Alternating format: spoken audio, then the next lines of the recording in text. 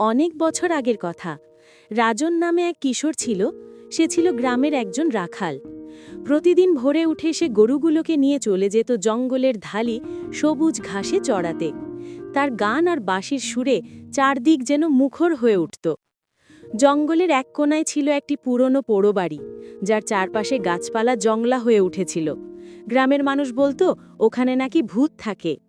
সবাই সতর্ক করেছিল রাজনকে, কিন্তু সে পাত্তা দেয়নি।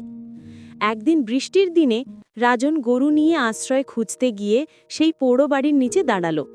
হঠাৎ ভেতর থেকে একটা ঠান্ডা কণ্ঠ ভেসে এলো, কে এসেছি সেখানে? রাজন ভয় পেয়েও শান্ত গলায় বলল, আমি রাজন, গরু চড়াতে এসেছি। বৃষ্টি শুরু হয়েছে তাই একটু দাঁড়ালাম।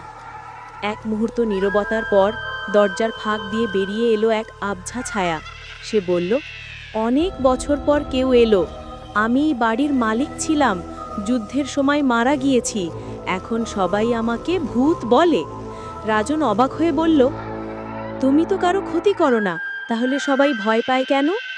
ভূত একটু হেসে বলল, ভয় মানুষের কল্পনা, আমি শুধু কথা বলতে চাই। তারপর থেকে রাজন মাঝে মাঝে সেখানে যেত। তারা গল্প করত, গান গাইত। কেউ বুঝত না রাজনের এত সুন্দর গান কার জন্য। একদিন রাজন আর গেল না।